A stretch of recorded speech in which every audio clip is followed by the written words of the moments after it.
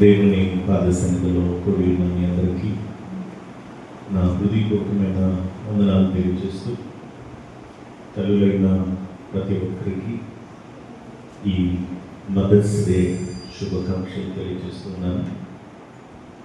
ఈరోజు మనందరికీ ఒక ప్రత్యేకమైనటువంటి రోజుగా మనం చూస్తున్నాం. ఇది మదర్స్ డే, తల్లుల దినోత్సవం. కాబట్టి ఈ స్పెషల్ డేలో ప్రతి ఒక్క బిడ్డలు తమ తల్లులైనటువంటి వారిని అభినందించాలి. మీరు మీ పిల్లలు తల్లిదండ్రులైన తల్లిని ప్రతి ఒక్కరు కూడా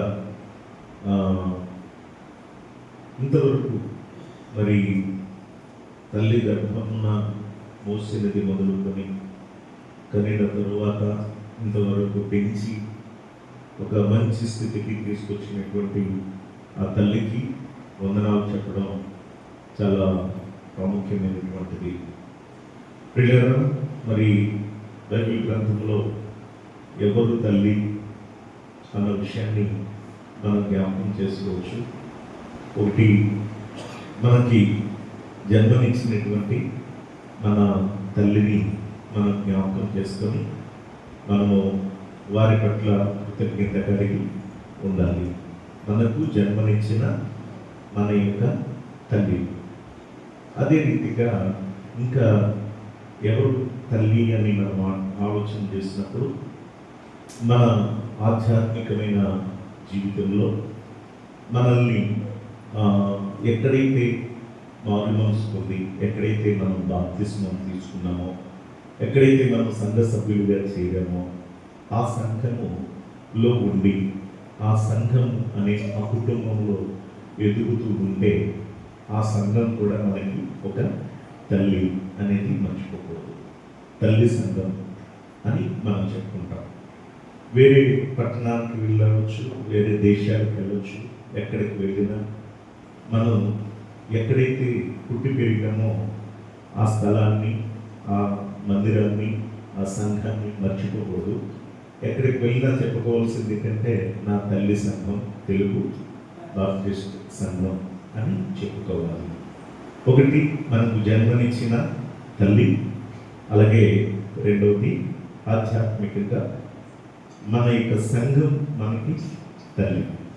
అదే రీతిగా మూడవ విషయాన్ని మనం ఆలోచన చేస్తే, మనకి బైబిల్లో పౌలు భక్తుడు ఏం చెప్తాడంటే, జన్మనిచ్చిన తల్లే కాకుండా విశ్వాసులైనటువంటి వారిలో ఎవరైతే మనకంటే పెద్ద వయస్సు కలిగి ఉన్నారో అలాంటి వారిని తల్లిగా భావించాలి అని చెప్పి, అలా భావించి వారిని గద్దించవచ్చు, వారిని తల్లిగా భావించి వారికి మనము ప్రేమించవచ్చు, హెచ్చరించవచ్చు. కానీ ఒక విషయం ఏంటంటే, వారిని మనకంటే పెద్దవారిని ఏం చేయాలంట? తల్లిగా భావించాలంట. ఆ మాటను చదువుకుందాం. తిమోతికి రాసిన మొదటి పత్రిక 5వ అధ్యాయము 2వ వచనం. అన్నదమ్ములను, యవ్వనులను, వృద్ధ స్త్రీలను, అక్క చెల్లెలను, యవ్వన స్త్రీలను హెచ్చరించుము. అక్కడ మనకి ఏం రాయబడింది చూసారా? తల్లులను, వృద్ధ స్త్రీలను, అక్క చెల్లెళ్లను, పూర్ణ పవిత్రతతో స్త్రీలను హెచ్చరించుము అని చెప్తున్నాడు. అలాగే మనము బైబిల్లో యేసుక్రీస్తు ప్రభువారు ఒక మాట చెప్తారు. అదేంటి అని అంటే, ఎవరు నా తల్లి, ఎవరు నా సహోదరులు అని అంటే, ఆయన చిత్త ప్రకారంగా ఆయన వాక్యాన్ని గైకొని ఆయన వాక్యానుసారంగా జీవించేవారే ఆయన యొక్క తల్లిదండ్రులుగా యేసు ప్రభువు చెప్తారు. 8వ అధ్యాయం లూకా సువార్త 21వ వచనం. లూకా సువార్త 8వ అధ్యాయము 21వ వచనం.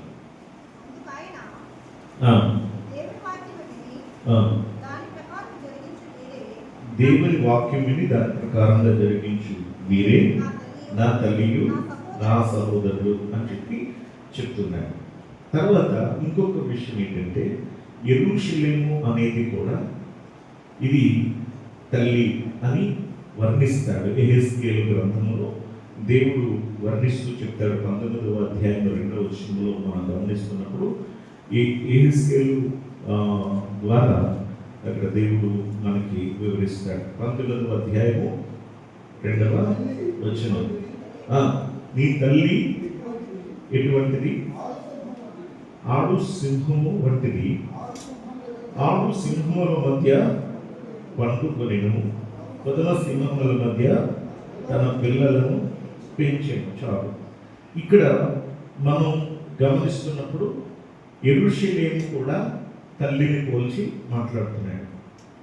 గుర్తుంచుకోండి, మొదటిది జన్మనిచ్చిన తల్లి, రెండవది మనం ఎక్కడైతే బాప్తిసం తీసుకొని సంఘ సభ్యులుగా చేరామో అది మన తల్లి, మూడవది సంఘము మన తల్లి. కానీ సంఘం అంటే ఎక్కడ బాప్తిసం తీసుకున్నామో, ఎక్కడ సభ్యులుగా చేరామో అది మన సంఘం, అది మన తల్లి. మూడవది ఏంటి? మనకంటే పెద్ద వయసులో ఉన్నటువంటి వృద్ధ స్త్రీలు మనకి తల్లులుగా భావించాలి. ఇది ఆధ్యాత్మికమైన విశ్వాసులకు ఇది ఒక దేవుడిచ్చిన బాధ్యత. నాలుగవది, తల్లి అంటే దేవుని వాక్యమును అంగీకరించి వాక్యానుసారంగా జీవించే వారే వీరు యేసు ప్రభువారికి తల్లిగా సహోదరులుగా చూస్తున్నారు. ఐదవది యెరూషలేము తల్లి. ఇది దేవుని బిడ్డలుగా మనమందరం జ్ఞాపకం చేసుకోవాలి. ఇప్పుడు ఈ తల్లి యొక్క ప్రేమ ఎంతో గొప్పది. వర్ణించలేనటువంటి గొప్ప ప్రేమ కలిగింది తల్లి ప్రేమ. ఏమండి, తల్లి ప్రేమ ఎలాంటిదట చెప్పండి? వర్ణించలేనిది, వెళ్ళకట్టలేని ప్రేమ తల్లి యొక్క ప్రేమ. ఎందుకంటే తల్లి నవమాసములు మోస్తుంది. 9 నెలలు తల్లి ఆ గర్భమందు తాను మోస్తుంది. తర్వాత ఆమె ప్రసవించినప్పుడు ఆ తల్లి వేదనతో కూడినటువంటి ఆ వేదన భరించలేనటువంటి వేదనతో ఆమె ఆ యొక్క జన్మను ఇస్తూ ఉంది తల్లి. ప్రియులారా, ఆ యొక్క పరిస్థితిలో మరి రెండవ జన్మ అంటారు. కొంతమంది ఏమని వర్ణిస్తారంటే ఎప్పుడైతే డెలివరీ అయిన తర్వాత ఆ తల్లికి రెండో జన్మ అంటారు. అంటే అలా వర్ణిస్తారు. ఎందుకంటే ఆ డెలివరీ టైంలోనే చాలా మంది చనిపోయేటటువంటి సంఘటనలు మనం చూస్తాం. ఎంత వేదన పడుతుందో ఆ తల్లి మనకి తెలుసు. కానీ అక్కడ మరొక అద్భుతం మనం చూస్తాం. ఆ తల్లి ఎప్పుడైతే అంత కష్టపడి ఆ జన్మనిచ్చిందో, పుట్టిన వెంటనే తన కష్టమంతా మర్చిపోయి ఆ తల్లి పిల్లను చూసి, బిడ్డను చూసి మురిసిపోతూ ఉంటుంది, ఆనందపడిపోతూ ఉంటుంది. అంటే తన కష్టమంతా ఏం చేస్తుందట? మరిచిపోతుంది అన్నది మనం జ్ఞాపకం చేసుకుంటున్నాం. అలాగే ఆ తల్లి మరి ఎంతగా అంటే ఒక అన్కండిషనల్ లవ్ అనమాట. అంటే ఒక షరతులు లేని యొక్క ప్రేమ చూపిస్తుంది తల్లి. షరతులు ఉండవు తల్లికి. నువ్వు ఎలా ఉంటే నీకు అన్నం పెడతాను, నేను ఎలా ఉంటే నీకు పాలిస్తాను, నువ్వు ఎలా ఉంటేనే నీకు బట్టలు కొంటాను, నువ్వు ఎలా ఉంటేనే నేను ఎలాగ తీసుకెళ్తాను అని కొన్ని కండిషన్స్ పెట్టేటటువంటి ప్రేమ కాదు తల్లి యొక్క ప్రేమ. ప్రియా దేవుని బిడ్డలారా, ఆ తల్లి యొక్క ప్రేమ అది వర్ణించలేనటువంటి గొప్ప ప్రేమ. సహనంతో కూడినటువంటి ప్రేమ చూపిస్తుంది తల్లి. సాక్రిఫైస్ లవ్, అలాగే unconditional love, sacrifice love. And ఇది మనం ఒక ఓర్పుతో సహనంతో కూడినటువంటి ప్రేమ తల్లి తన బిడ్డ పట్ల చూపిస్తుంది అన్నది ఎన్నటికీ మర్చిపోకూడదు. పిల్లలు పెరిగిన తర్వాత, ఒక వయసు వచ్చిన తర్వాత ఆ తల్లిని మర్చిపోతూ ఉంటారు. ఆ తల్లి ప్రేమను మర్చిపోయి పిల్లల తాము ఎదిరించేటటువంటి పిల్లలుగా చాలా మందిని మనం చూస్తాం. కానీ ఆడబిడ్డలైతే సేమ్ తల్లి అయ్యే పరిస్థితి వచ్చినప్పుడు నా తల్లి ఎంత కష్టపడ్డదో, నా తల్లి నా కొరకు ఎంత శ్రమ పడిందో అన్నది ఆ యొక్క తల్లి అయిన తర్వాత మాత్రమే ఆ బిడ్డకు తెలుస్తుంది అన్నది మనం నేర్చుకోవచ్చు. అయితే పిల్లగా మనము బైబిల్ గ్రంథంలో ఎన్నో విషయాలు బైబిల్లో చూడగలం. అది మనము ఆలోచన చేస్తున్నట్లయితే ఒక తల్లిగా తన బిడ్డల పట్ల ఎంత బాధ్యత కలిగి ఉండాలి అన్నది మనం చూస్తాం. మనము ఒక రిబకా గురించి మనం ఆలోచన చేయాలి. అంటే అందరూ మంచి తల్లులు ఉండరు, అందరూ కూడా మంచి తల్లులే ఉండరు. కానీ 100లో 1, 2 ఇద్దరు చెడ్డ తల్లులు ఉంటారు. ఎందుకు అనంటే పిల్లరా వారి యొక్క మనస్తత్వం, వారి యొక్క ప్రవర్తన విధానం ఆ విధంగా పిల్లరా వారిని పాడు చేస్తూ ఉంటుంది. నేను కొన్ని వింటూ ఉన్నప్పుడు, చూస్తూ ఉన్నప్పుడు హృదయము చాలా బాధపడినటువంటి విషయాలు, నేను తట్టుకోలేనటువంటి పరిస్థితులు నేను విన్నాను. ప్రియ దేవుని పిల్లలు, ఒక తల్లి ఎక్కడో అప్పు తీసుకుందట. ఆ అప్పు తీర్చడానికి తాను బానిస అయిపోయింది. తన మాత్రమే కాదు, తన కుమార్తెను కూడా ఆ పాపానికి బానిసగా చేసింది అన్న విషయాన్ని విన్నప్పుడు ఎంతో హృదయము విదారకంగా మారిపోయింది. ఎందుకు అనంటే ఏ తల్లైనా తన బిడ్డల కొరకు ప్రాణం పెట్టడానికి ముందుకెళ్తారు, కానీ తన బిడ్డలను మరి పనంగా పెట్టరు అన్నది మనం జ్ఞాపకం చేసుకోవాలి. పిల్లరా మరి రీసెంట్గా మనం ఒక విషయాన్ని జబల్పూర్ అనేటటువంటి మధ్యప్రదేశ్లో జబల్పూర్ అనేటటువంటి ప్రాంతంలో మరి ఒక చిన్న బిడ్డతో 4 సంవత్సరాల బాలునితో ఆ తల్లి మరి ఆ భర్త వాళ్ళు కలిసి ప్రయాణం చేస్తుండగా ఆ పడవ మునిగిపోతే ఆ తల్లి ఆ చిన్న బిడ్డను తాను గట్టిగా గుండెలు హత్తుకొని అలాగే చనిపోయినట్టుగా మనం చూస్తూ ఉన్నాం. అంతవరకు బ్రతికున్నంత వరకు ఆ తల్లి ఒడిలోనే ఉన్నాడు. ఆ బిడ్డకి సమస్తాన్ని, ఈ ప్రకృతి అందాలన్నీ చూపించింది ఆ తల్లి. కానీ చనిపోతున్నాను అన్న విషయం తెలిసేటప్పుడు, ఒకవేళ నేను చనిపోయినా పర్వాలేదు కానీ నా బిడ్డ బ్రతకాలి అని ఎంతో విలవిలలాడి ఆ బిడ్డను తన గుండెలకు హత్తుకున్నట్లుగా మనం చూస్తున్నాం. అయినా కూడా ఆ తల్లి చనిపోయింది, ఆ బిడ్డ కూడా చనిపోయినటువంటి పరిస్థితి. దీనిని బట్టి మనం అర్థం చేసుకోవచ్చు తల్లి యొక్క ప్రేమ ఎంత గొప్పగా ఉంటుంది అన్నది మనం అందరూ కూడా అర్థం చేసుకోవచ్చు. దేవుని బిడ్డలారా, మరి చాలా మంది డివోర్స్ తీసుకుంటారు కదా. చాలా మంది డివోర్స్ తీసుకున్నప్పుడు మనం గమనిస్తే వాళ్ళకి పిల్లలు ఉన్నారనుకోండి, పిల్లల్ని ఎవరికి చెప్తారు? కోర్ట్, మీకు తెలుసు కదా, తల్లికే చెప్తారు బాధ్యత. నేను చూసుకుంటానని భర్త గారు అన్నాడు అనుకోండి, లేదు తన తల్లికే ఇస్తారు కోర్టు. ఎందుకు జడ్జి ఇస్తారు అని అంటే ఆ తల్లికి తన బిడ్డ పట్ల బాధ్యత ఉంటుంది. తల్లికి తన బిడ్డలను చూసుకోగలిగినటువంటి ఆ ఓర్పు, సహనము అనేది ఉంటుంది. ఇప్పుడు ఆధ్యాత్మికమైనటువంటి ఆ స్త్రీలైనటువంటి వారు తమ బిడ్డలైనటువంటి వారిని దేవునిలో నడిపించుట, దేవుని బిడ్డలుగా మనకి చాలా ప్రాముఖ్యమైనది జ్ఞాపకం చేస్తున్నాను. నేను చాలా సందర్భాలలో, చాలా విషయాలలో మదర్ అనేటటువంటి ఈ లెటర్స్లో ఒక్కొక్క దానికి ఒక్కొక్క వివరణ అనేక సందర్భాలలో నేను వాక్యం చెప్పడం జరిగింది. నేను కంప్యూటర్ లాంగ్వేజ్లో కూడా కొన్ని విషయాలు వాక్యాల్లో చెప్పడం జరిగింది. అయితే ఈరోజు కూడా కొన్ని విషయాలు మీకు జ్ఞాపకం చేస్తున్నాను. మొదటిగా ఎన్ని మదర్ అంటే ఎన్ని లెటర్స్ అండి? 6 లెటర్స్ వస్తుంది కదా. MOTHER mother. ఒక్కొక్క లెటర్కి ఒక్కొక్క మీనింగ్ని మనం ఆలోచన చేసుకున్నట్లయితే మీకు అర్థం అవ్వాలని నేను జ్ఞాపకం చేస్తున్నాను. ఎం అనే లెటర్లోని మొదటి పదానికి దాని యొక్క అర్థం ఏమిటి అని అంటే, మొదటిగా నేను వర్ణిస్తున్నటువంటి విషయం ఏంటంటే, ఎం అనే పదము ఇది మోనిటర్ అనేటటువంటి అర్థాన్ని నేను తీసుకుంటున్నాను. మోనిటర్ అంటే మనకి కంప్యూటర్లో ఉన్నటువంటి ఆ స్క్రీన్ మనకి చూపిస్తుంది కదా, ఆ స్క్రీన్ ఏదైతే ఉందో దానిని మోనిటర్ అని చెప్పి పిలుస్తూ ఉంటాం.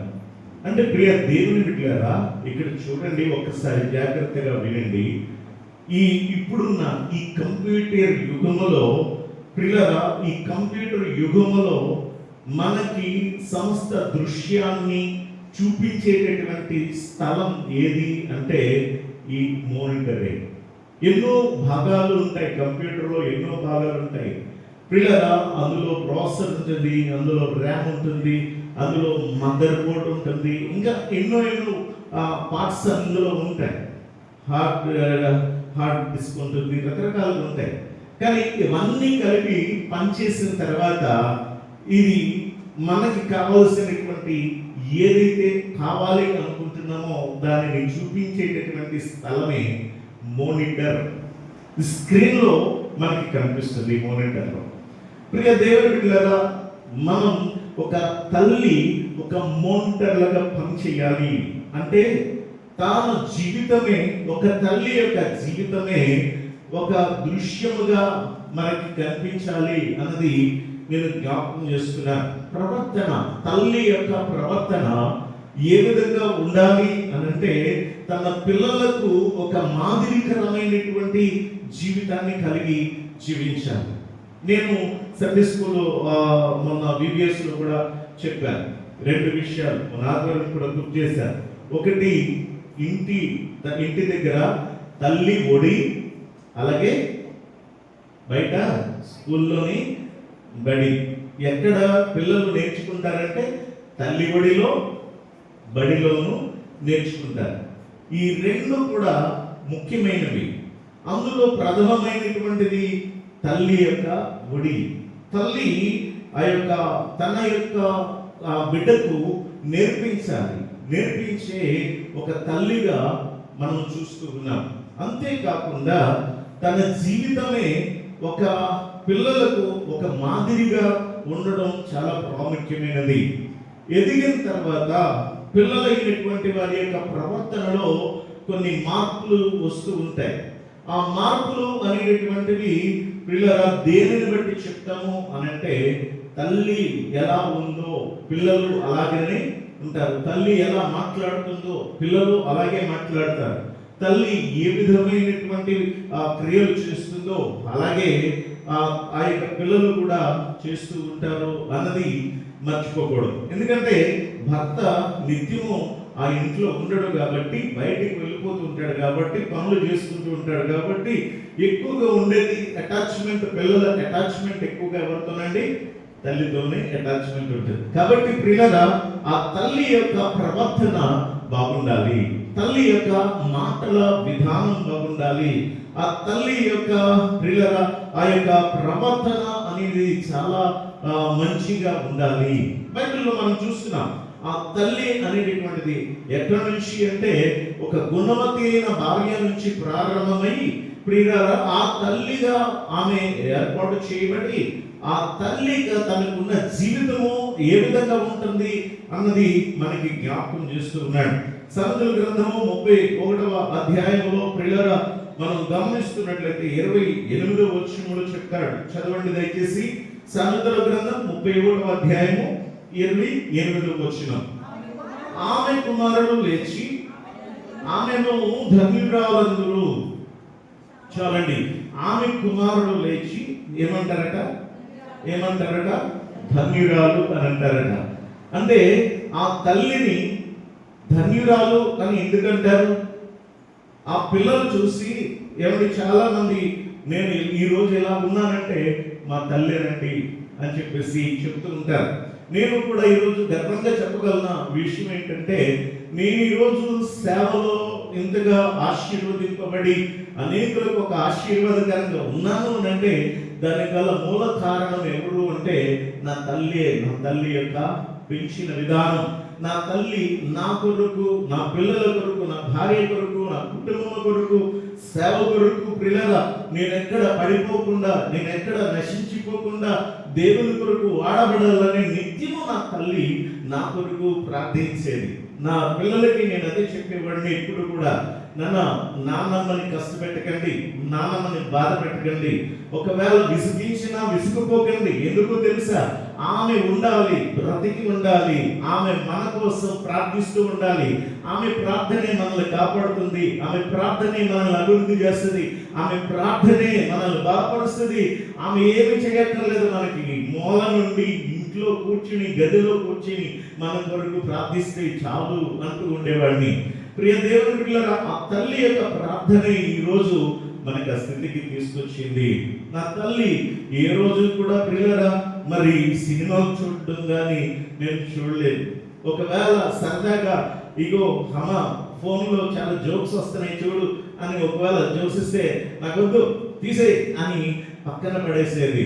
పిల్లల ఒకవేళ కూర్చుని సరదాగా జోక్స్ వేసుకుంటూ మేమందరం మాట్లాడుకుంటే రామ్మ వచ్చి కూర్చో అన్నా కూడా వచ్చి కూర్చునేది కాదు. ఎందుకు నువ్వు ఎలా చేస్తున్నావు, మాతో కలిసి సరదాగా ఉండొచ్చు కదా అని అంటే ఒకటే అంటది, నేను అలా ఉంటే మాటల్లో మాటల్లో మాటల్లో అక్కడ ఏదైనా పొరపాటు చేయొచ్చేమో.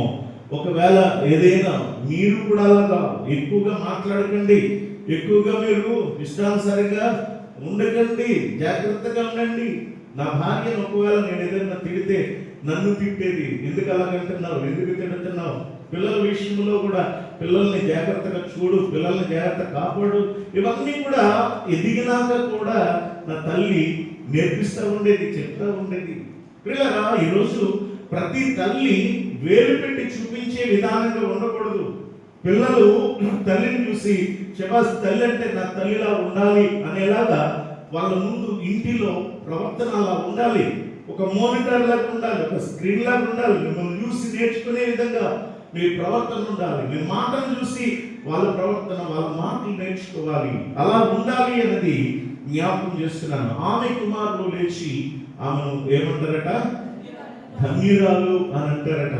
ప్రియ దేవుని బిడ్డలారా, ఇది చాలా ప్రాముఖ్యంగా మనం జ్ఞాపకం చేసుకోవాల్సినటువంటి విషయాన్ని చెప్తున్నాను. రెండవ విషయాన్ని మనం ఆలోచన చేస్తున్నప్పుడు, రెండవది ఓ అనే ఆ పదంలో, ఆ అక్షరములో ఆపరేటర్గా దాన్ని మనం చెప్పుకోవచ్చు. ఆపరేటర్గా అంటే దానిని నిర్వాహకుడుగా మనం చెప్పుకోవచ్చు, నిర్వాహకురాలు. ఒక ప్రాజెక్ట్ అనేది ఏదైనా సరే ఏర్పాటు చేస్తే ఆ ప్రాజెక్ట్ని నడిపించేటటువంటి వ్యక్తిని ఆపరేటర్గా మనం చెప్పుకోవచ్చు. ప్రియులారా, ఒక తల్లి అనేది ఏం చేయాలి అంటే, ఏం చేస్తుంది అంటే, ఆ ఇల్లంతటిని కూడా, ఆ పిల్లలందరినీ కూడా, భర్తని కూడా, సమస్తం అంతటిని కూడా ఒక నడిపించేటటువంటి ఒక ఆపరేటర్గా మనకు కనిపిస్తూ ఉంది. జాగ్రత్తగా మనం ఆలోచన చేసుకోవచ్చు. ప్రతి తల్లికి, ప్రతి యొక్క స్త్రీకి ఉండవలసినటువంటి బాధ్యత ఏమిటి అంటే, జ్ఞానముతో తన యొక్క ఇంటిని కాపాడుకోవాలి, జ్ఞానముతో తన ఇంటిని నడిపించుకోవాలి అన్నది మనం మర్చిపోకూడదు. అంటే ఇంటి యజమానుడు భర్తే కాబట్టి ఆ భర్తే నడిపిస్తాడు, ఆయనే మొత్తం అన్నటువంటిది కాదు. నేను కాదు, ఆయన చూసుకుంటాడు కాదు. చూసుకోవాల్సిన బాధ్యత అంతా ఎవరిదండి అంటే తల్లిదే. ఏమంటే ఈరోజు తల్లుల గురించి చెప్తున్నాను కాబట్టి మరి పెద్దవాళ్ళు తల్లుల కోసమే అనుకోవద్దు. యవనస్తులు ఉన్నారు, యవనస్తులు పెళ్లి చేసుకొని రేపు మీరు తల్లులు కాబోతారు కదా. తల్లులు అయిన తర్వాత మీరు ఎలా ఉండాలి, ఒక మాదిరికరమైనటువంటి జీవితము మీ ప్రవర్తన ద్వారా ఉండాలి. అలాగే మరి మీ కుటుంబాన్ని నడిపించుకునేటప్పుడు మీరు చాలా తెలివి కలిగి, జ్ఞానం కలిగి మీ కుటుంబాన్ని నడిపించుకోవాలి అన్నది వాక్యం ద్వారా జ్ఞాపకం చేస్తున్నాను. సామెతల గ్రంథంలో చెప్పాడు, జ్ఞానవంతురాలు ఏం చేస్తుందట, తన ఇల్లు కట్టుకుంటుందట. మూఢురాలు తన యొక్క ఇల్లుని ఏం చేస్తుంది, పీకి వేస్తుంది అన్న విషయాన్ని మనకి జ్ఞాపకం చేస్తున్నాడు. అదే రీతిగా మరి ప్రియులారా, మరి భర్తను అలాగే ఆ పిల్లలైనటువంటి వారిని, మరి ఆ కుటుంబాన్ని నడిపించుకోవడానికి ప్రాముఖ్యమైనటువంటి ఒక ఆపరేటర్గా ఉండాలి. మూడవ విషయాన్ని చూస్తే ఒక టెక్నీషియన్గా మనం చెప్పుకోవచ్చు. అంటే ఒక టెక్నీషియన్ అనేటటువంటి ఆ వ్యక్తి ఏంటి అంటే ఆ ఇంట్లో ఏదైనా సరే పరిస్థితులు పరిశీలన చేసేటటువంటి వ్యక్తిగా ఉండాలట. పరిశీలన చేయాలి. టెక్నీషియన్ ఏం చేస్తాడు? ఎక్కడైనా సరే ప్రాబ్లం వచ్చింది, మనకి కరెంట్ బాగోలేదు, ఎక్కడో ప్రాబ్లం వచ్చింది, ఏం చేస్తాడు? ఎలక్ట్రీషియన్ వచ్చి ఎక్కడ పోయిందో చూస్తాడు, పరిశీలన చేస్తాడు. గబగబా వచ్చి గబగబా బల్బ్ పోయిందా మార్చేయడు. ఎందుకు పోయింది నేను సమానంగా చూడాలి కదండి. పెద్ద కొడుకుని చిన్న కొడుకుని కూడా సమానంగా చూడాల్సిన బాధ్యత తల్లికి ఉంది. అంతేగాని ఒకరినొకలాగా చూసేటటువంటి వ్యక్తిగా ఉండకూడదు. ఏమండి, ఆ తల్లి ఆ ఇద్దరిని కూడా సమానంగా చూడాలి. ఇద్దరిలో కంపల్సరిగా భేదాలు వస్తాయి, ఏదో ఒక పరిస్థితుల్లో భేదాలు వస్తాయి. ఆ పరిస్థితులు వచ్చినప్పుడు ఏం చేయాలి? ఎందుకు వాళ్ళిద్దరి మధ్య గొడవ వచ్చాయి, ఎందుకు వాళ్ళిద్దరి మధ్య ఈ మనస్పర్ధలు వచ్చాయి, ఎందుకు వాళ్ళిద్దరు కొట్టుకున్నారు అని ఆలోచన చేసి ఏం చేయాలంటే పరిశీలన చేయాలి. ఎక్కడ ప్రాబ్లం వచ్చిందో ఆ ప్రాబ్లంని పరిశీలన చేసి ఆ రెక్టిఫై చేయాల్సినటువంటి అవసరత ఉంది అన్నది నేను జ్ఞాపకం చేస్తున్నాను. పిల్లల, మరి ప్రతి ఒక్క తల్లి తన కుటుంబాన్ని బాగు చేసుకోవాల్సినటువంటి అవసరత ఉంది. తాను ఒక టెక్నీషియన్గా అనగా ఎక్కడైతే ప్రాబ్లం వచ్చిందో ఆ ప్రాబ్లంని సాల్వ్ చేయగలిగినటువంటి తల్లిగా ఉండడం చాలా ప్రాముఖ్యమైనదని జ్ఞాపకం చేస్తున్నాను. మనం రిక్క సంగతి తెలుసు కదా. రిక్క యొక్క స్వార్థమైనటువంటి ప్రేమ, చిన్న కొడుకు మీద ప్రేమ, పెద్ద కొడుకు అంటే ఇష్టము ఉండదు. అందుకే ఆ దీవెనలన్నీ కూడా తన చిన్న కొడుకే రావాలని ఆమె ఏం చేసిందంటే ఆ యొక్క ఏషావులాగా ఉన్నటువంటి ఆ యొక్క వస్త్రాల్ని ఆ యొక్క తన చిన్న కుమారుడికి తొలగించి దొంగతనంగా దీవెనలు పొందుకునేలాగా చేసింది. చివరికి వాళ్ళిద్దరూ విడిపోయే పరిస్థితి వచ్చిందా లేదా? ఆ తల్లి యొక్క స్వార్థపూరితమైనటువంటి ప్రేమ ఎంత స్థితికి తీసుకొచ్చిందంటే ఇద్దరిని కూడా అన్నదమ్ములు ఇద్దరు విడిపోయేలాగా చేసింది. తర్వాత కొంతకాలానికి మళ్ళా వీరికి పిల్లలు పుట్టారు, ఆయనకి పిల్లలు పుట్టారు, మళ్ళీ తిరిగి కలుసుకున్నారు.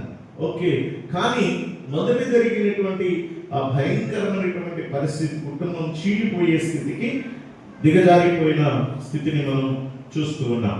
ప్రియులారా, ప్రతి తల్లి తన యొక్క ఇంటికి ఒక మానిటర్ లాగా ఉండాలి. అంటే మన దృశ్య రూపంలో మనకి కనిపిస్తున్నటువంటి మానిటర్ ఎలాగైతే ఉందో మిమ్మల్ని చూసి మీ పిల్లలు నేర్చుకునేలాగా మంచి ప్రవర్తన కలిగి ఉండాలి. అదే రీతిగా మీ కుటుంబాన్ని జ్ఞానంతో, మీ భర్తను, మీ పిల్లలను జ్ఞానంతో నడిపించుకోవాలి. వారికి మంచి చదువులు చెప్పించాలి, మంచి స్కూల్స్లో జాయిన్ చేయించాలి, మంచితనాన్ని వారికి చెప్పాలి. మూడవదిగా, ఎక్కడైతే ప్రాబ్లం వస్తుందో పిల్లల జీవితంలో ఆ ప్రాబ్లమ్స్ ఏం చేయాలంటే సాల్వ్ చేయాలి.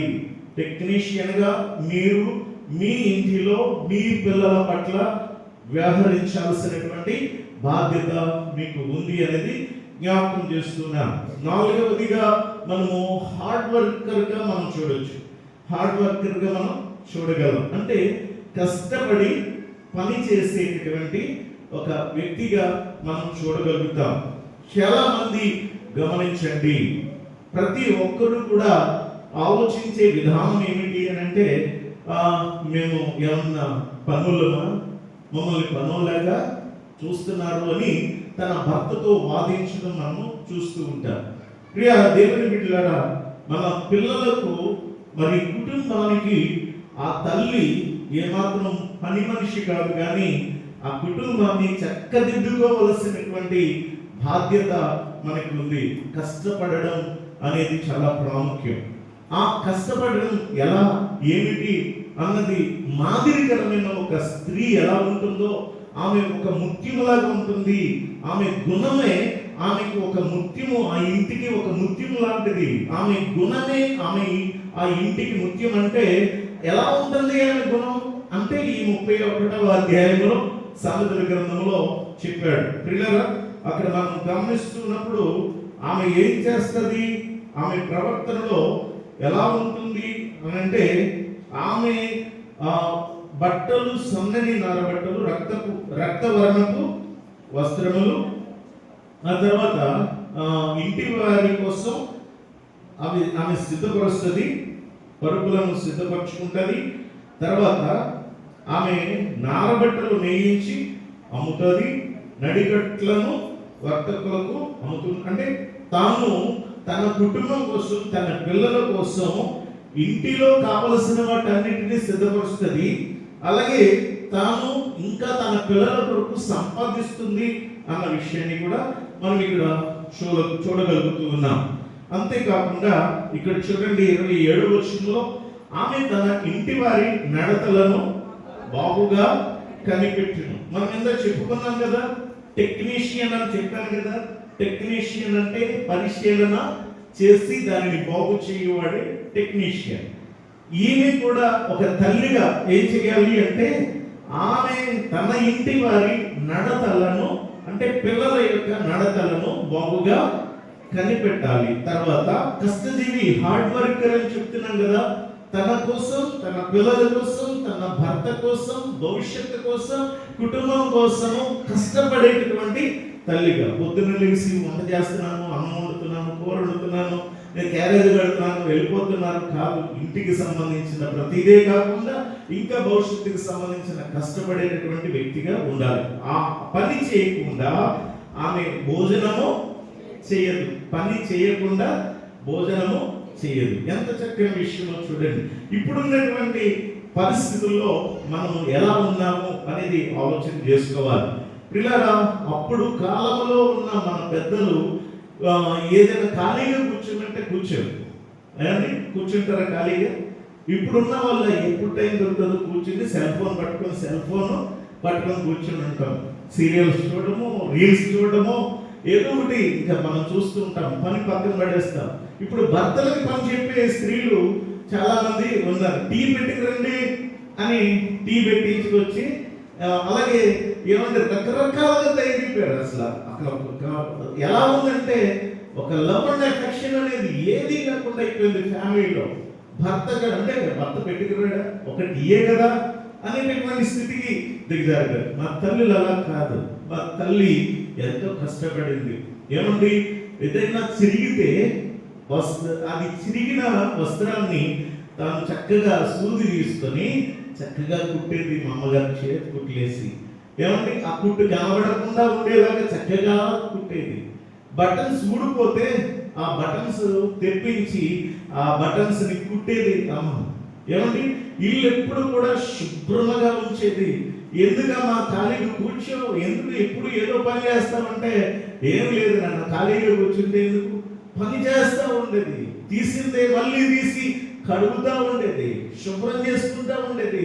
ఎంత అద్భుతం ప్రియులారా. పిల్లలుగా మేము వెళ్తే మాకేం కావాలో సమస్తాన్ని వండి పెట్టేది. ప్రియులారా, మరి ఏదైనా సరే పని చేయాలి అని అంటే ఆ ఇంటికి కావలసిన సమస్తాన్ని చక్కదిద్దుకొని పనిచేసి ఎంతో తీర్చిదిద్దే తల్లి ఆ తల్లులు. ప్రియులారా, ఇప్పుడు అన్ని సుఖపడిపోయినటువంటి స్త్రీలుగా ఉన్నారు చాలా మంది. కష్టపడాలి, పిల్లల కొరకు ప్రయాసపడాలి. దేవుని బిడ్డలారా, మరి మనకు అన్ని ఫెసిలిటీస్ ఉన్నాయి కాబట్టి వ్యాధులు కూడా అలాగే మనకి వస్తూ ఉన్నాయి. సుఖానికి మనం అలవాటు పడడం కాదు, కానీ కష్టపడి పని చేసే వారిగా ఉండాలి. తర్వాత మనం చూస్తూ ఉన్నప్పుడు ప్రియులారా, 5వ విషయాన్ని మనం గమనించుదాం. ఈ 5వ విషయం ఏంటి అని అంటే, ఇది ఎడ్యుకేటర్గా మనం చూస్తున్నాం. ఎడ్యుకేషన్ అనేది పిల్లలకి చాలా అవసరం. అంటే చదువు, ఈ చదువు విద్యను నేర్పించడం అనేటటువంటిది చాలా అవసరం. ఈ ఎడ్యుకేటర్ అంటే ఏమిటి అంటే జ్ఞానాన్ని కలిగించేవాడు అన్నది మనం గమనించుకోవాలి, లేదా శిక్షణ ఇచ్చుట అని అర్థమిస్తుంది. ప్రియ దేవుని బిడ్డలారా, జ్ఞానమును మన పిల్లలకు నేర్పించాలి. వాళ్ళకి మనము ఏ విధంగా జీవించాలో వారికి కావలసిన శిక్షణ అనేది, ట్రైనింగ్ అనేది ఇవ్వాలి. ఇంటి దగ్గరే కదా నేర్చుకుంటారు. ఎవరు మన పిల్లలు బయటకు వెళ్తే ప్రియులారా, ఎన్నో భయంకరమైనటువంటి పరిస్థితులు మనం చూస్తూ ఉన్నాం లోకంలో.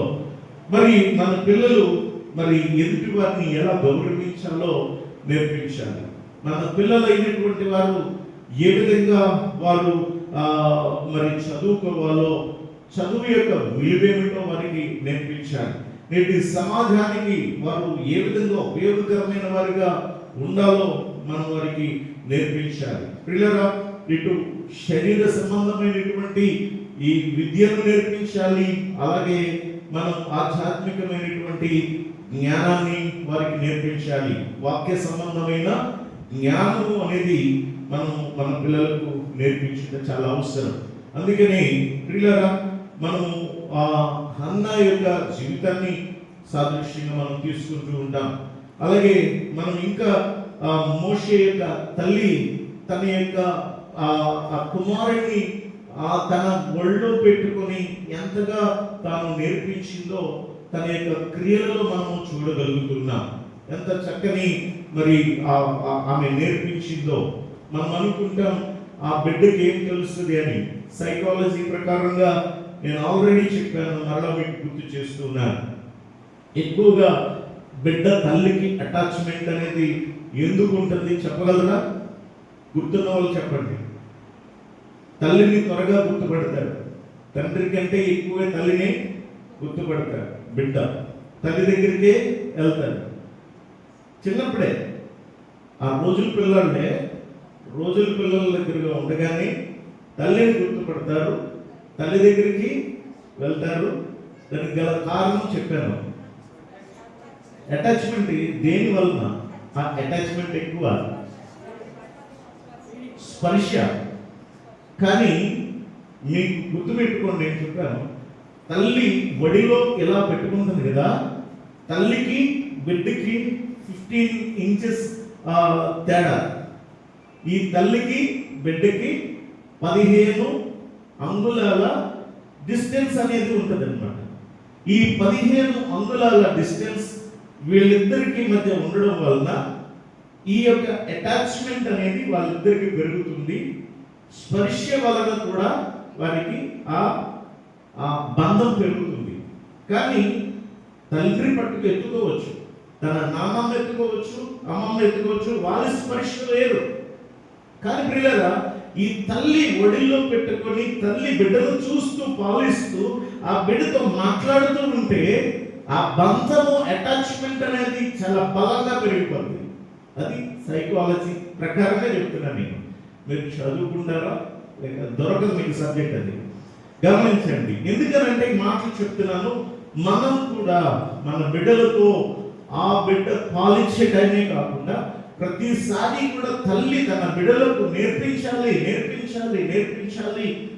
ఈ పాలు త్రాగి పాలు విడిచిన తర్వాత తిరిగి మరలా ఐగుప్తు దేశపు ఆ రాణికి, ఆ రాజ కుమార్తెకు తిరిగి మరలా అప్పగించినప్పుడు అక్కడ పెరిగాడు. ఇక్కడ ఎంతకాలం పెరిగాడు?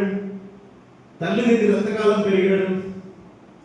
మేబీ మనం మామూలుగా చెప్పుకుంటే మనమైతే తల్లి దగ్గర పాలు ఎంతకాలం అంటే ఒక 5 సంవత్సరాలు, నేనైతే 5 సంవత్సరాలు 5 years అంట. అలాగే ఇంకా చాలా మంది ఉన్నారు 7 సంవత్సరాలు ఉండొచ్చు. మరి మేబీ ఈయన ఎంతకాలం ఉన్నాడో తల్లి దగ్గర పాలు విడిచే వరకు మాత్రమే 5 years లెక్కేసుకుందాం. ఈ 5 years లో తనకి ఏం తెలుసండి? తర్వాత పెరిగిందల్లా ఎక్కడ పెరిగాడు? 40 సంవత్సరాల కాలం ఐగుప్తులో ఉన్నాడు. 40 సంవత్సరాల కాలంలో 5 సంవత్సరాలు తీసేద్దాం, మిగిలిన 7 సంవత్సరాలు 35 సంవత్సరాలు. ఎక్కడ పెరిగాడు? 35 సంవత్సరాలు ఫరో ఇంటి ఎదుట, ఫరో ఇంట్లో పెరిగాడు, రాజకుమారుడిగా ఎదిగాడు. ఏమంటే సకల భోగములను అనుభవించాడు, సకల విద్యా జ్ఞానం కలిగిన వాడు. ఈ 35 సంవత్సరాలు, 30 సంవత్సరాలు వేసుకోండి, అక్కడ పెరిగి పెద్దవాడే గొప్పవాడిగా ఉన్నటువంటి ఈ వ్యక్తికి ఒక ఫీలింగ్ ఉండిపోయింది. ఆ ఫీలింగ్ ఏంటి? నేను ఇక్కడ పెరుగుతున్నాను కానీ ఇది నా ఇల్లు కాదు. నేను పెంచుతున్నటువంటి ఈ పెద్దవాళ్ళు ఉన్నారే, వీళ్ళు నా తల్లి కాదు, వీళ్ళు నా తండ్రి కాదు, ఇది నా ఫ్యామిలీ కాదు, ఇది నా దేశం కాదు, వీళ్ళు నా ప్రజలు కాదు. లోపల ఒక ఫీలింగ్ ఉండిపోయింది. ఫీలింగ్ ని ఒక రోజు బయట పెట్టాడు. ఆ రోజే ఐగుప్తీయుడును ఇశ్రాయేలీయుడు కొట్టుకుంటుంటే అప్పుడు తన యొక్క ఫీలింగ్ బయట పెట్టాడు. ఐగుప్తీయుడు కొట్టుకుంటే ఏమండి రాలా. ఐగుప్తీయుడు ఇశ్రాయేలీయుడు కొట్టుకుంటే కాదు, అక్కడ ఐగుప్తీయుడు ఇశ్రాయేలీయుడు కొట్టుకుంటే బయటపడ్డది. అవును కదా, అంతేనా కదా. మళ్ళీ ఇశ్రాయేలీయుడు కొట్టుకుంటే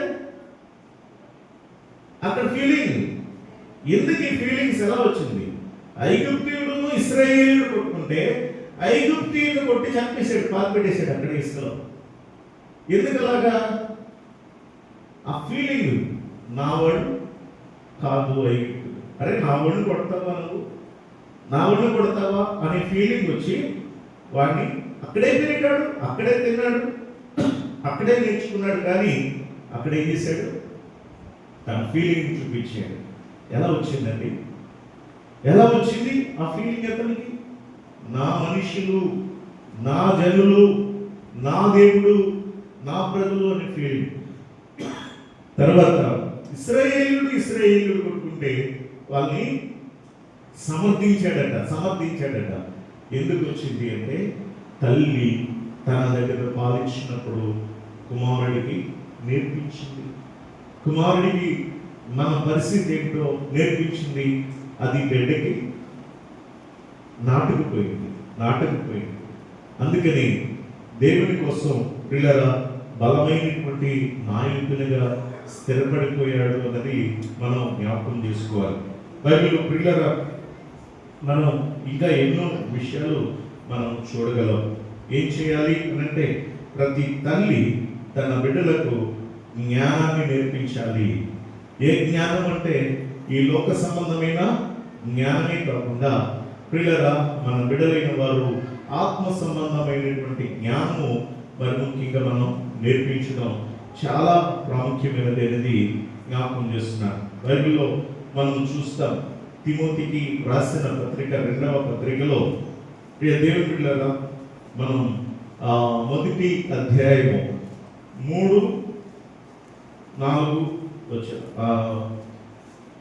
నుంచి 5 వచనాలు. మధ్యలో 4 ఏమైపోయింది? అందుకే చాలా మందికి దీని గురించి కూడా మీకు క్లారిఫికేషన్ ఇస్తున్నాను. గుర్తుపెట్టుకోండి, 3వ అధ్యాయానికి 5వ అధ్యాయానికి మధ్యలో గీత ఉంది కదా, దాని అర్థం ఏంటంటే కంటిన్యూషన్ అని అర్థం. కంటిన్యూషన్ అనేది అర్థం. ఎక్కడైనా బైబిల్లో మీరు ఉత్తర ప్రత్యుత్తరాలు చదివినప్పుడు కానీ బైబిల్ ఎక్కడైనా ఏదైనా చదివినప్పుడు మీకు వచనానికి మధ్య ఒక గీత కనిపిస్తే ఆపొద్దు, కంటిన్యూ చేయండి అని దాని అర్థం. అది గుర్తుపెట్టుకొని ఉత్తర ప్రత్యుత్తరాలు చదివినప్పుడు కూడా మీరు కంటిన్యూ చేయండి. సరే, ఇక్కడ పౌలు భక్తుడు తిమోతి గురించి చాలా గొప్పగా చెప్తున్నాడు. పౌలు గారు తిమోతి గురించి చాలా గొప్పగా చెప్తున్నాడు. ఏమిటి ఆ గొప్ప అనంటే ప్రియులారా అతనిని గురించి ఏమండి చూడాలని ఆశపడుతున్నాడు. చూడండి, నా ప్రార్థనలు నీకు ఎడతెగక నేను జ్ఞాపకం చేసుకొనొచ్చు, నీ కన్నీళ్లను తలచుకుని నాకు సంపూర్ణ ఆనందము కలుగుటకై నిన్ను చూడాలని రేయింబగలు అపేక్షించుచు నీ యందు ఉన్న నిష్కపటమైన విశ్వాసము జ్ఞాపకం చేసుకుంటున్నాను. ఇక్కడ ఈ పౌలు భక్తుడు ఈ తిమోతిలో కనుగొనినటువంటిది ఏంటి అమ్మా? పౌలు భక్తుడు తిమోతి గారిలో కనుగొనిన శ్రేష్టమైనటువంటి ఆ లక్షణం ఏమిటి అంటే నిష్కపటమైన విశ్వాసము.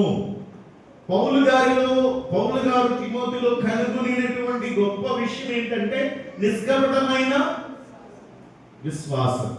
ఎవరిలో ఉందట? పౌలు. ఈ యొక్క తిమోతిలో. అందుకనే తిమోతి గురించి ప్రియులారా ఆయన నా యొక్క నమ్మకమైన కుమారుడు, నా కుమారుడు అని చెప్పేసి అంటాడు. ఆధ్యాత్మికమైనటువంటి కుమారుడు. పౌలు గారికి ఆధ్యాత్మిక కుమారుడు ఎవరు అంటే తిమోతి గారే. తిమోతి నమ్మకమైనటువంటి వాడు. ఆయన ఎంత గొప్ప నమ్మకమైన వాడు, దేనిని బట్టి నమ్మకమైన వాడు అంటే దేవుని ఎడల తనకున్న విశ్వాసం అంత గొప్పది. తిమోతికి దేవుని మీద ఉన్న విశ్వాసం ఎక్కడి నుంచి వచ్చింది? ఒక దైవజనుడు ఆయన గురించి పొగుడుతూ అతని గురించి గొప్పగా చెప్తున్నాడు అని అంటే అతను ఎంతగా ఇంప్రెస్ చేశాడు తన యొక్క ఆ విశ్వాసము ద్వారా. అంటే దేవుని కొరకు తను వాడబడే జీవితాన్ని ఆయన చూపిస్తూ ఉన్నప్పుడు ఆ విశ్వాసము ఎక్కడి నుంచి వచ్చింది అన్నది చూస్తున్నాడు. చూడండి, నా పితురాచార ప్రకారము నిర్మలమైన మనస్సాక్షితో నేను సేవించుచున్న దేవుని ఎడల కృతజ్ఞుడనై ఉన్నాను. దేనిని బట్టి కృతజ్ఞుడై ఉన్నాడంటే ఈయనకున్నటువంటి విశ్వాసం బట్టి. ఎలాంటి విశ్వాసం అంటే నిష్కపటమైన విశ్వాసం బట్టి. ఇప్పుడు ఆ విశ్వాసం ఎక్కడి నుంచి వచ్చింది, ఎలా వచ్చింది అనంటే ఆ విశ్వాసము మొదట నీ అమ్మాయి అయిన లోయలోను నీ తల్లి అయిన యునికేలోను వసించెను, అది నీయందు సహా వసించుచున్నదని నేను రూఢిగా నమ్ముచున్నాను. ఎక్కడ నుంచి వచ్చింది? ఇప్పుడు లింక్ ఎక్కడి నుంచి వచ్చిందండి? ఈయనంటే వీళ్ళ అమ్మగారి దగ్గర నుంచి వచ్చింది అనుకుందాం. వీళ్ళ అమ్మగారికి ఎలా వచ్చింది? వాళ్ళ అమ్మగారు అంటే మూడవ తరం వరకు కూడా వారు కలిగి ఉన్నారు. అంటే ఎంత గొప్ప విశ్వాసము! మొదట తన అబ్బాయి అయినటువంటి మా అమ్మగారి నుంచి తన తల్లికి, తన తల్లి నుంచి ఈ తిమోతిలోకి వచ్చింది. అంటే ఈ రోజున కుటుంబం అంతా కూడా దేవునిలో ఉండాలి. కుటుంబం అంతా కూడా దైవ భయము కలిగి ఉండాలి. ఒకరి నుంచి ఒకరికి, ఒకరి నుంచి ఒకరికి, ఒకరి నుంచి ఒకరికి మీ విశ్వాసము, మీ క్రియలు, మీ భక్తి, మీ ప్రార్థన జీవితం మీ పిల్లలకు రావాలి. మీ పిల్లల నుండి వారి పిల్లలకు రావాలి.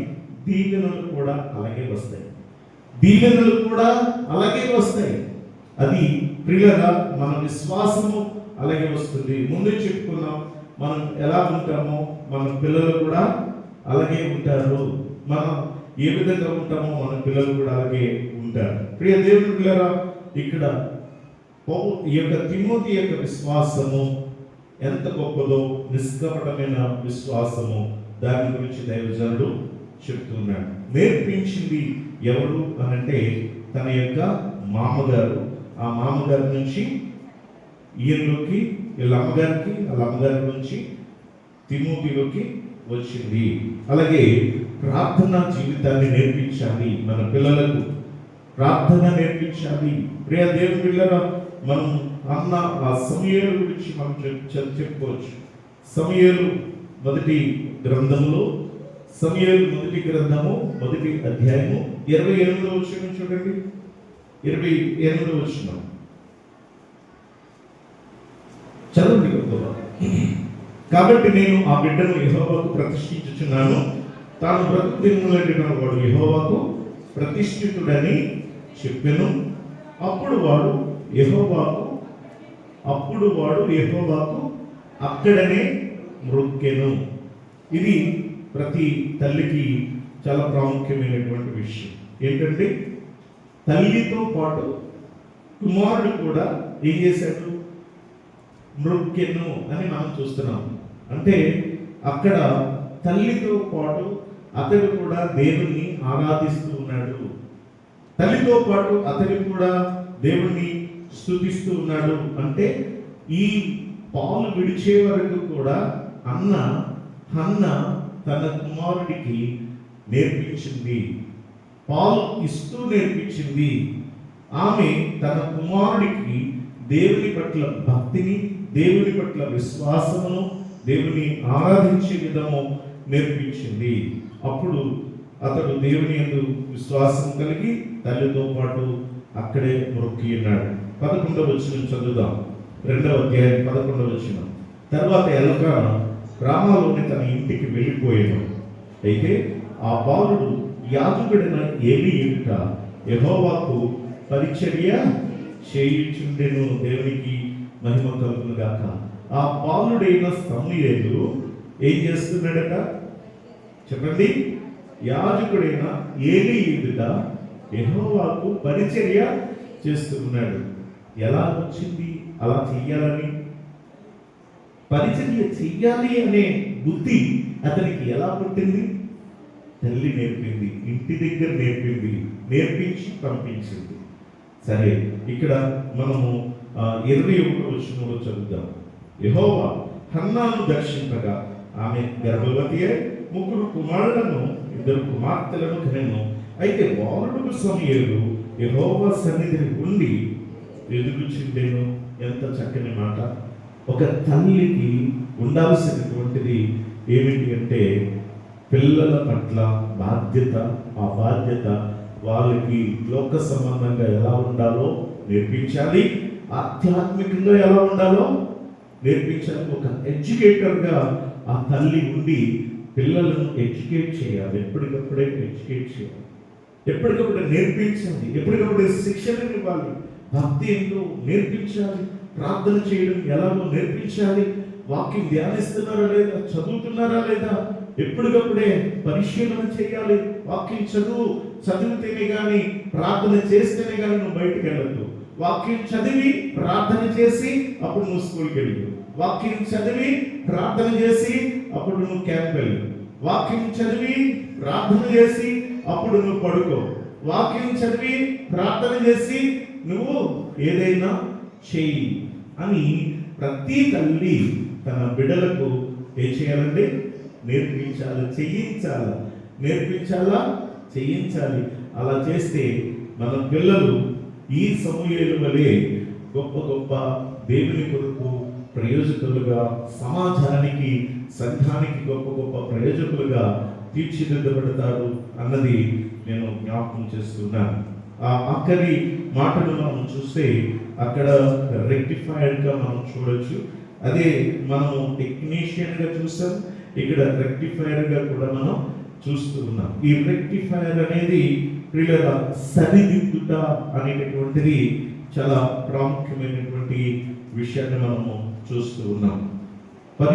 పరిశుద్ధమైనటువంటి బిడ్డలుగా, సంఘ బిడ్డలుగా మనము మన పిల్లలను ఎప్పటికప్పుడే గమనిస్తూ ఉండాలి. వారు దేవుళ్ళు ఉన్నారా లేదా అని పరిశీలన చేయాలి. వారిలో ఎక్కడ ఏ పొరపాటు కనిపించినా, ఏ తప్పులు చేస్తున్నా మన పిల్లలను గద్దిస్తూ ఉండాలి, వారికి బుద్ధి చెప్తూ ఉండాలి. సరైన మార్గంలో మన పిల్లల్ని నడిపించాలి. చిన్న పిల్లలు కదా, తెలియదు అనుకుని వాళ్ళని వదిలేయకండి. మొక్కై వంగనది మానై వంగున. చిన్న పిల్లలుగా ఉన్నప్పుడే నేర్పిస్తే పెద్దవారైనప్పుడు ఆ భక్తిలో కానీ, ఆ మంచి నేర్పించిన మంచి కానీ కంటిన్యూ చేయడానికి అవకాశం ఉంటుంది. ముఖ్యంగా వారిని సండే స్కూల్కి పంపించండి. పిల్లలను వదిలిపెట్టద్దు, ఎట్టి పరిస్థితుల్లో నిర్లక్ష్యం చేయొద్దు. వారిని దేవుని సన్నిధిలోనికి, మందిరానికి వేకువని పంపించండి. త్వరగా సిద్ధపరిచి పంపించండి. ఇంటికి వచ్చిన తర్వాత ఏమి నేర్పించారో అడగండి. అడిగిన తర్వాత ఎంతవరకు వారికి నేర్చుకున్నారో దాని గురించి పిల్లల వారితో చెప్పించండి.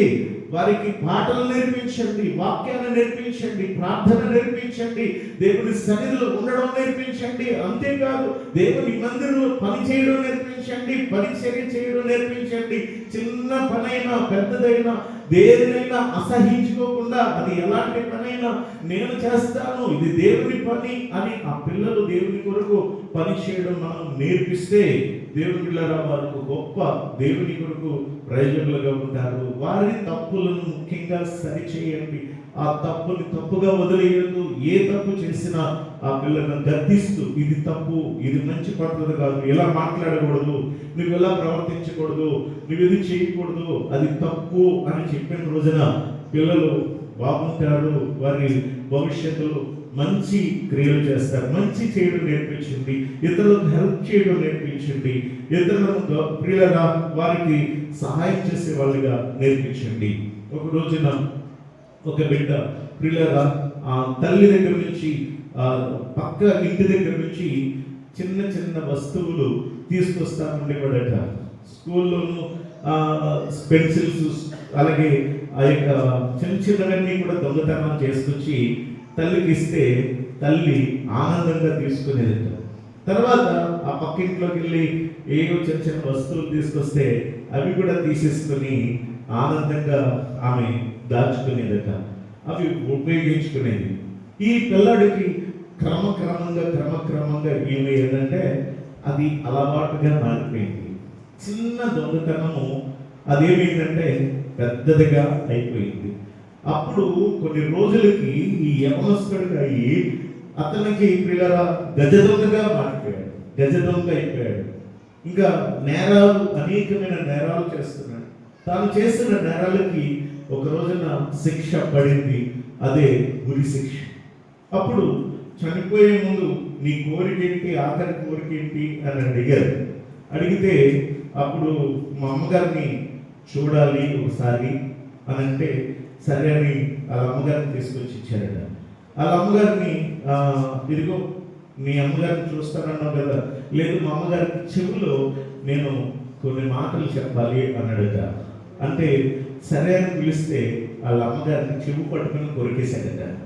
అరే ఏంటి ఇలా చేస్తున్నావు, ఎందుకు ఇలా చేస్తున్నావు అని గోగబా తల్లిని విడిపిస్తే ఆ తర్వాత ఏదా నువ్వు ఎందుకు ఇలాంటి పని చేస్తావు, తల్లి కదా కానీ పెంచి పెద్ద చేసింది, ఇంత స్థితికి తీసుకుని బాబు నేను ఈరోజు జైలుకి రావడానికి కారణం, నేను ఈరోజు దొంగగా మారడానికి కారణం, నేను ఈరోజు చావుకి కారణం ఎవరో తెలుసా, నా తల్లే. ఏం చేసింది అనంటే చిన్నప్పుడు నేను పెన్సిల్ దొంగతనం చేసి తీసుకొస్తే ఇది దొంగతనం, పొరుగు వారి వస్తువు మనం ముట్టుకోకూడదు, అది పొరుగు వారిది ఏదైనా సరే మనం ముట్టుకోకూడదు, అది తప్పు అని గద్దించుంటే అవును కదా నిజమే కదా అని భయపడుతూ నేను తప్పు చేయకుండా ఉండేవాడిని. కానీ ఆమె ఏది తీసుకొచ్చినా ఆమె మాట్లాడకుండా కామ్గా తీసుకుని అప్పుడు ఆమె చెవులు పనిచేయలేదు. అందుకే నేను ఈరోజు ఈ స్థితికి వచ్చాను. కాబట్టి ఈమె చెవులు పనిచేయలేదు, అందుకే కొరికిస్తానన్నాడు. ప్రియ దేవుని పిల్లరా, ప్రతి తల్లి బాధ్యతగా దేవుని కొరకు తమ పిల్లలను పెంచాలి. వారి యొక్క స్క్రీన్ ఏ విధంగా మానిటర్ ఉపయోగంగా ఉందో, ఏ విధంగా అది దృశ్యాన్ని చూపిస్తుందో మీరు కూడా మీ క్రియల ద్వారా, మీ జీవితం ద్వారా మీ పిల్లలు నేర్చుకునేలాగా మీరు ప్రవర్తించండి. అంతేకాకుండా ప్రతి విషయంలో కూడా ప్రార్థనా జీవితం కలిగి ఉండండి, వాక్యాన్ని కలిగి ఉండండి, దేవుని సన్నిధి కలిగి ఉండండి. నిర్లక్ష్యంగా ఉండకండి. ఏ చిన్న చిన్న పొరపాట్లు ఉన్నా వాటిని సరిచేయండి. జ్ఞానంతో మీ కుటుంబాన్ని కాపాడుకోండి. దేవుడు మిమ్మల్ని, బిడ్డలని, కుటుంబాన్ని ఆశీర్వదించి ఇంకను ఫలింపచేసి అభివృద్ధి చేసి నడిపించి బలపరచాలని కోరుకుంచి మాట ముగిస్తున్నాను. ప్రభు మాటలు దీవించును గాక. ప్రార్థన చేద్దాం. చిన్న ప్రార్థన, వినిన వాక్యాన్ని జ్ఞాపకం చేసుకుందాం. పరిశుద్ధులైన తండ్రి, మహిమగల దేవా, మీకే వందనాలు స్తోత్రాలు చెల్లిస్తున్నాను. దేవా, ఈ సమయంలో నేను మరి ఈ మదర్స్ డే సందర్భంగా ప్రతి తల్లికి నేను ఈ యొక్క వాక్యాన్ని నేను జ్ఞాపకం చేస్తున్నా. ఇంకో తండ్రి, మేమందరము కూడా నా ప్రభా, ఇంకో తండ్రి సంఘము నాయన ఇది నీవు ఏర్పాటు చేసినది. ఈ సంఘము మాకు తల్లిలా ఉండగా తల్లి సంఘములో ఆధ్యాత్మిక విషయాలు నేర్చుకుని నాయన నీలో పాల్గొన్నట్టుకు సహాయం చేయండి ప్రభా. ఒక మోంకర్గా, ఒక ఆపరేటర్గా తండ్రి, ఒక తండ్రి, ఒక నాకు తండ్రి టెక్నీషియన్స్గా తండ్రి, అలాగే వారి యొక్క కుటుంబంలో ప్రభా ఒక హార్డ్ వర్క్ చేసేటటువంటి వారిగా వారందరినీ కూడా ఎడ్యుకేట్ చేయగలిగినటువంటి వారిగా, రెక్టిఫైడ్ చేయగలిగినటువంటి వారిగా మీరందరినీ, మీరు కుటుంబాలని, బిడ్డలను తీర్చిదిద్ది నీ కొరకు సాక్షి వాడుకోమని, వాక్యం అందరి హృదయాలలో ఫలింప చేయమని యేసయ్య నామమున అడిగి వేడుకుంటున్నాను పరమ తండ్రి. ఆమేన్.